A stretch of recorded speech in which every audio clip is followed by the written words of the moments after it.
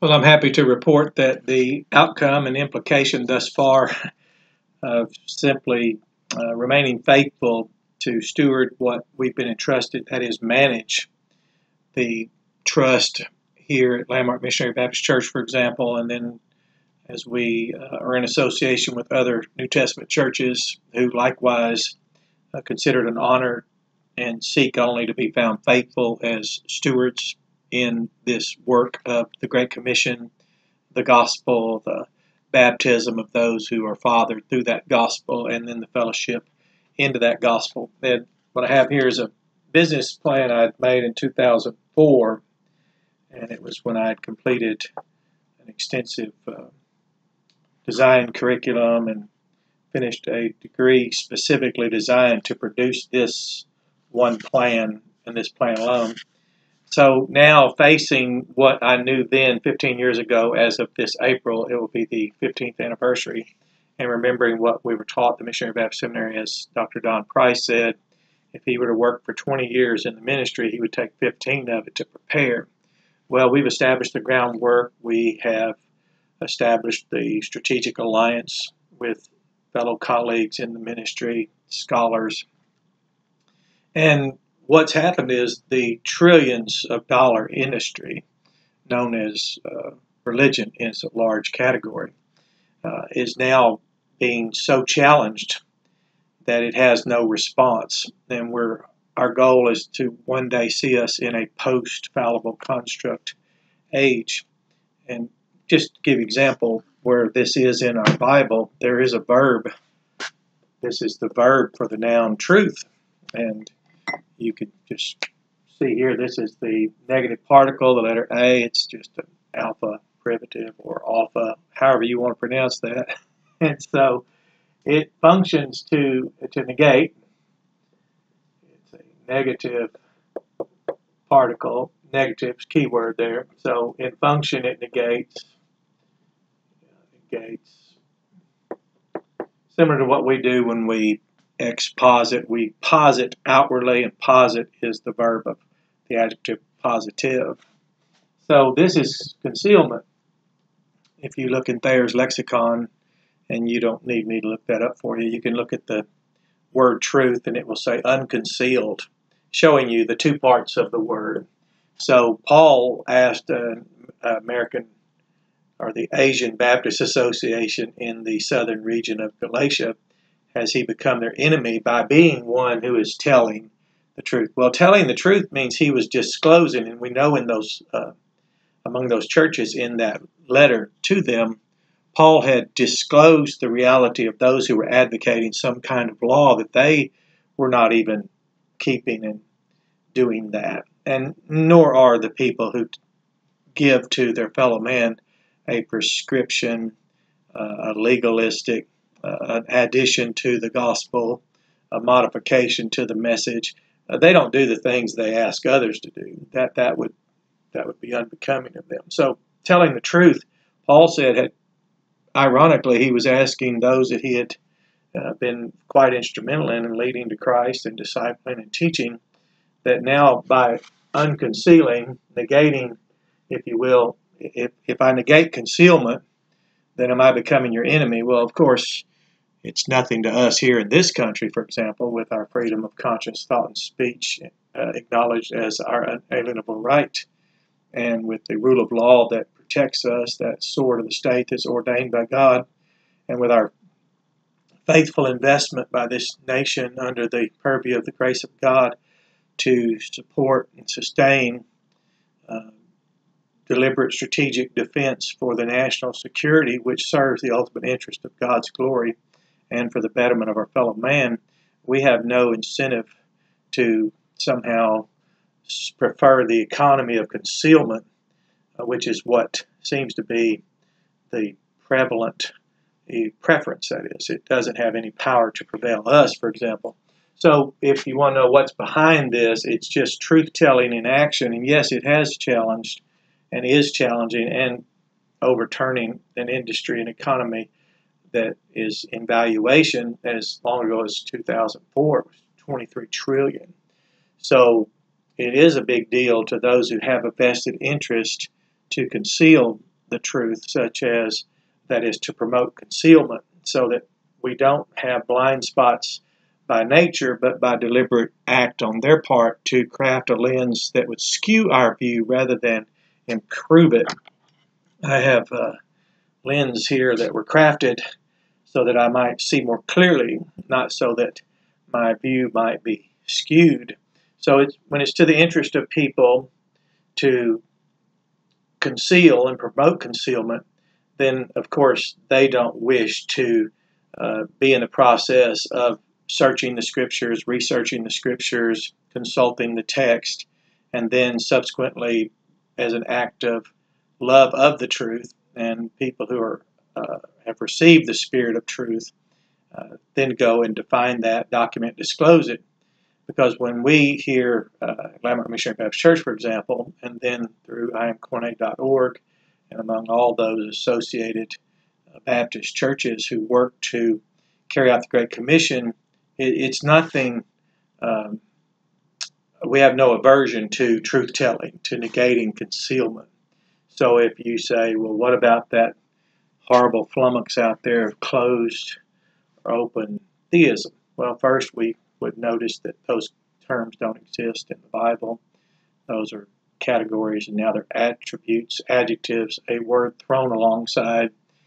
We will tell people with great compassion and empathy that we realize living theism is over 50 plus phrases that just contain that phrase, and then more context, that many contexts in which that phrase appears, and we recognize that that's just too much data to just disclose living theism. So we're not saying that we're explaining all the implications of living theism. We're saying that we can immediately notice that living God holds implication that cannot, because of our culture and our desire to be so pragmatic as just give me some truth to go.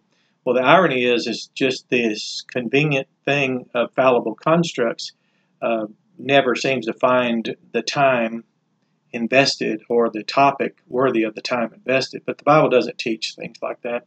It's similar to, will we always live in a world of Calvinism versus Arminianism? No, not if you do this, as we do, and as all those who are practitioners of hermeneutics. What Calvinist, if he identifies himself that way, would not inform his hearer as he promotes and advocates his fallible construct of the fallible elements within it.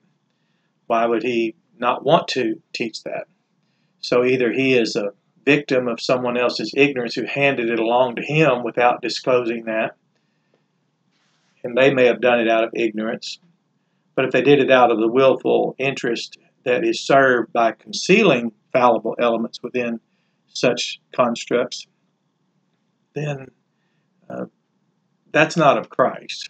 Christ doesn't send forth people away from himself as his sent forth ones, we would say, as we use the word missionary today, but missionaries in function are sent forth. So I, as Landmark Missionary Baptist Church, we're missionary Baptists, so we go out and are faithful to go out as Christ sent us out, just as he said he was sent out by his Father.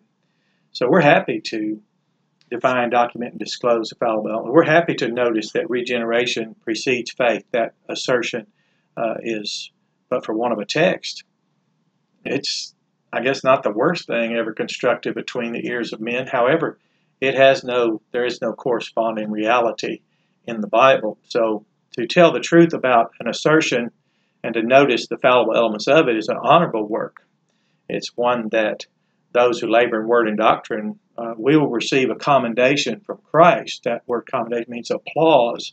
He will say, well done. And we want to be found as stewards, faithful. As Dr. John Penn, I was even speaking with him yesterday, saying, you realize you're overturning trillions of dollars, an economy valued at trillions of dollars. I said, and he in great humility just says he would rather be honest with the Bible and disclose and teach what it says. So those of us whose interest is best served by serving the interest of Christ don't find even the trillions of dollars in that economy out there of constant vitriol and contentious contention, and all of that back and forth, and these fallible constructs, which seem to be the product of a lack of study rather than the result of faithful study. So he would rather be found faithful as a steward of that which he's been entrusted. So young or old earth, we would prefer to disclose,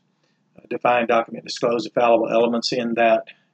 And if one of the assertions has anything correct about it, explain what that is, and then what's fallible about both, remove that, and then improve the knowledge of our fellow man of what the Bible actually says. It's similar to people really seem to embrace people who do not define, document, and disclose fallible elements, and then someone comes along, let's say like Paul did, and by telling the truth, he says he becomes the enemy. I've asked several times as a pastor, and here now in my 20th year at Landmark Missionary Baptist Church, why is it that when the person who tells the truth about something, defines, documents, and discloses the fallible element, are people not necessarily angered by the one who concealed the truth from them, but more often can be angered at the one who disclosed and unconcealed the fallible elements and gave them the same view that Christ has given us who've been entrusted and called. Why would Christ call me so that I could then serve my own interest by preaching a different gospel by a different spirit and to promote another Jesus? I would no more be interested in promoting another Jesus by a different spirit and a different gospel than to promote another understanding of creation than that one in the Bible. I would rather not teach a sub-theism such as closed or open, rather the Bible doctrine. Living theism, I don't find, as nor do any of God's called missionaries, if you will, those of us called, the attribute of us is the call. That makes the difference. That word's not thrown alongside us.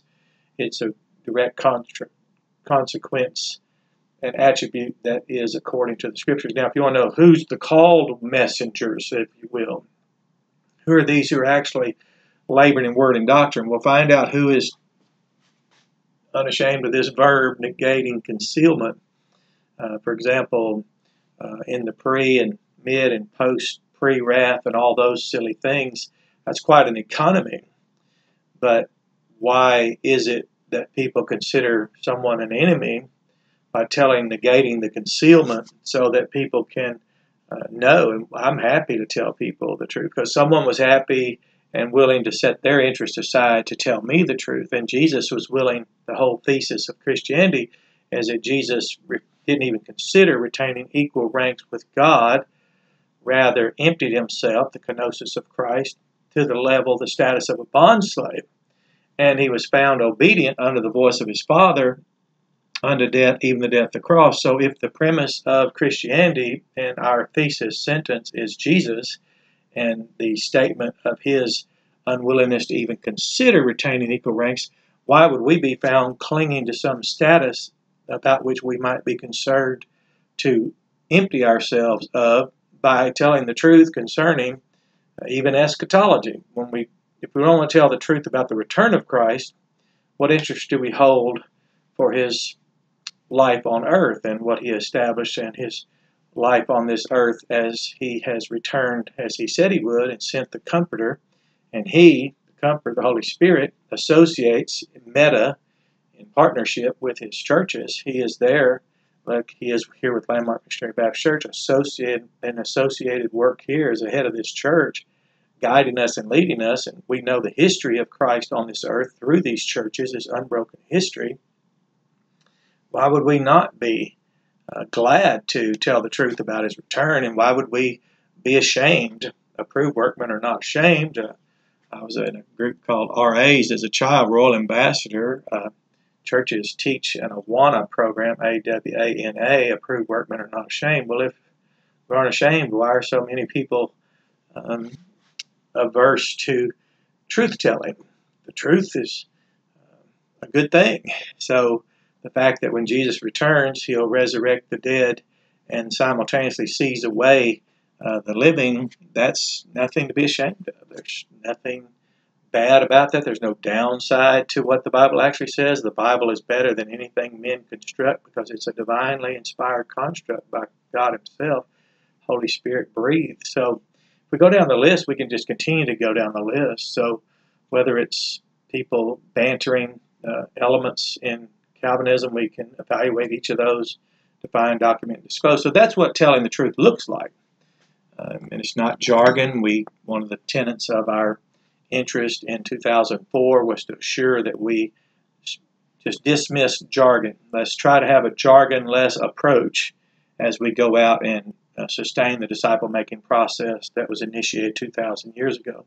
And it's worthy of our time, and we aren't ashamed of lexicography, working with our dictionaries of the languages of the Bible. We're not ashamed of our hermeneutics, the historical holistic hermeneutic that Dr. John Penn, for example, again, I mentioned him, he gave the greater part of his life, and now the most valued part of his life, where he's at today, using that hermeneutic that he labored and toiled, trial and error, review and revise, and he would purge out fallible elements of it, and then he came to this complete process, a holistic approach. So we're invited and encouraged by such a faithfulness in stewardship to include all the elements. And if that makes something less than what is divinely inspired, if it makes that look bad, well, let it be bad by its own nature, but not let it be bad because the truth is so much better. The truth is not to be compared with such things. So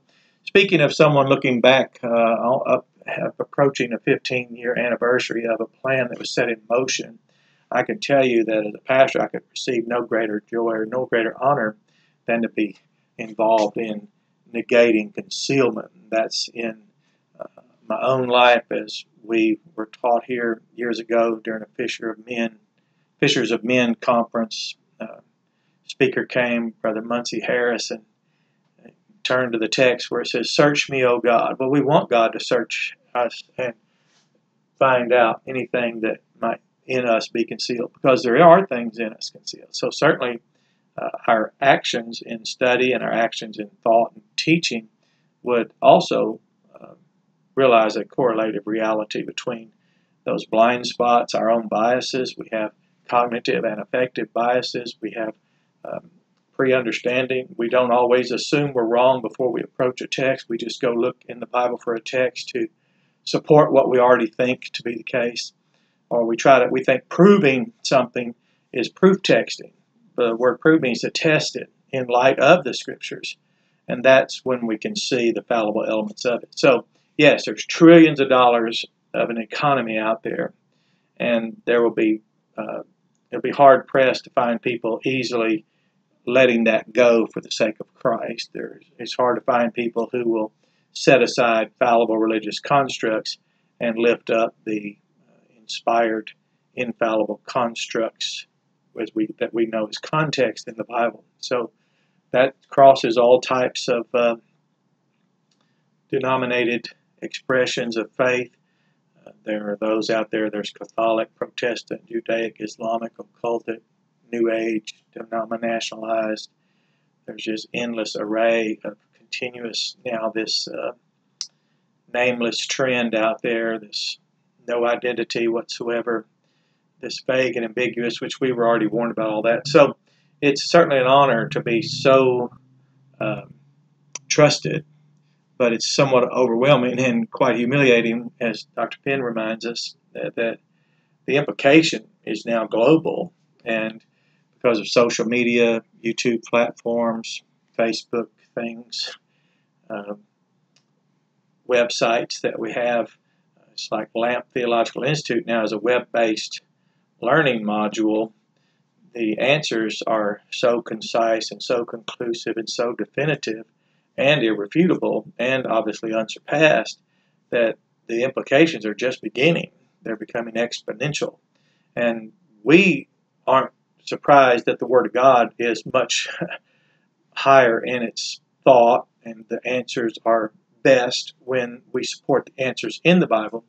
But as one good friend spoke with me today, Dr. Robert Kelly, saying, why are we assuming there's so much in the Bible to have to work out as though somehow it was broken in the Bible? It's our misunderstanding that leads us to not understand it. We have to be willing to be scripted. It's like disciple making. If you've never been discipled and submitted to a process of learning and the structured approach and the discipline involved in such a designed curriculum that it's considered divinely inspired, then you won't be so interested in discipling another. And we also have learned one thing that was unexpected for me was, we think we just keep studying, it just grows larger and larger. Actually, things fall into place so well that it now becomes doable as it always was. You can remove the jargon from the glossary, if you will. We can speak in new tongues, a new glossary, an unprecedented glossary like the Bible teaches.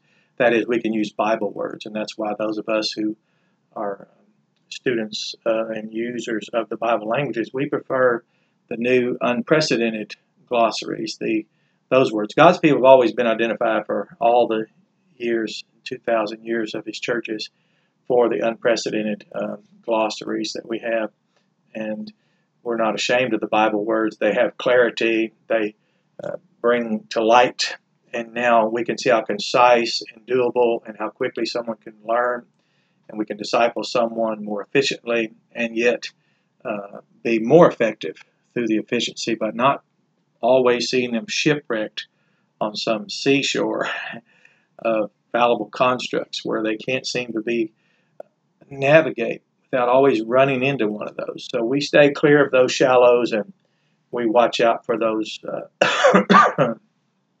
things with which we might otherwise be preoccupied, and we oversee the disciple in the process of being discipled for the sake of Christ. So, yes, trillions of dollar economy, a religious machine out there, like an industrial complex. There's a religious complex out there that is quite interested and highly profited by the greater escalation of conflict and argumentation and vitriol and banter. But the cause of Christ is not served in that. So have a blessed day.